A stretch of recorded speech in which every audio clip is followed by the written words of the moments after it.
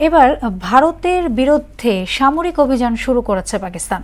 Operation বুনিয়া উন মারসুস বা সিসার প্রাচীর নামের অভিযানে শুক্রবার রাতে ভারতের 4 বিমান ঘাঁটি সহ 11টি স্থানে হামলা চালায় পাকিস্তানি সশস্ত্র বাহিনী।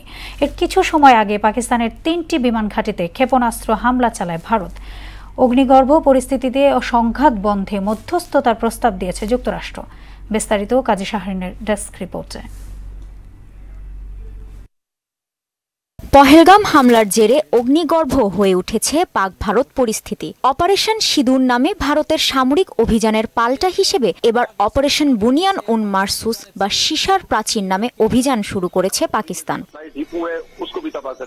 অভিযানের আওতায় শুক্রবার রাতে ভারতের বেশ কিছু সামরিক স্থাপনায় হামলা চালিয়েছে পাক প্রতিরক্ষা বাহিনী। এর মধ্যে পাঠানকোট, উধমপুর, গুজরাট ও রাজস্থান বিমান ঘাঁটি এবং ভারতের সুপারসনিক ক্রুজ ক্ষেপণাস্ত্র ব্রাহ্মসের একটি মজুদ স্থান উল্লেখযোগ্য। হামলায় নিজস্ব প্রযুক্তিতে তৈরি ফাতাহ 1 নামের ক্ষেপণাস্ত্র ব্যবহার করেছে পাকিস্তান সশস্ত্র বাহিনী। এছাড়া পাঞ্জাবের আদমপুর বিমান ঘাঁটিতে মোতায়েন আকাশ প্রতিরক্ষা ব্যবস্থা S-400 পাকিস্তানের ক্ষেপণাস্ত্র হামলায় ধ্বংস হয়ে যায়। এ প্রতিরক্ষা ব্যবস্থা ভারতীয় আর্মির মেরুদণ্ড নামে খ্যাত। হামলায় ব্যবহার করা হয়েছে JF-17 নামের যুদ্ধবিমান।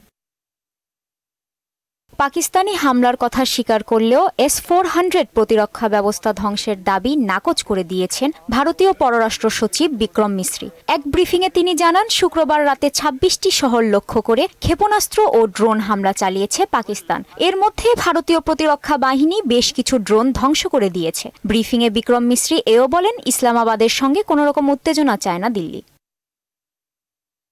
এর আগে শুক্রবার রাতে পাকিস্তানের 3টি বিমান ঘাঁটি লক্ষ্য করে ক্ষেপণাস্ত্র ছোড়ে ভারত। এগুলো হলো রাওয়ালপিন্ডির নূর খান, সারকোটের রফিকি এবং চকওয়ালের মোরাইদ বিমান ঘাঁটি। এর মধ্যে নূর খান বিমান ঘাঁটিতে চালানো এয়ার টু সারফেস মিসাইল হামলা ঠেকিয়ে দেয়া হয়েছে বলে দাবি করেছে ইসলামাবাদ। কাশ্মীর সীমান্তেও গোলাগুলি অব্যাহত রয়েছে। দিল্লির পক্ষ থেকে বলা হয়েছে, পাকিস্তানি সেনার গুলিতে এক সেনা সদস্য এবং কাশ্মীরের রাজৌরি জেলার ডেপুটি কমিশনার রাজকুমার থাপা মারা গেছেন।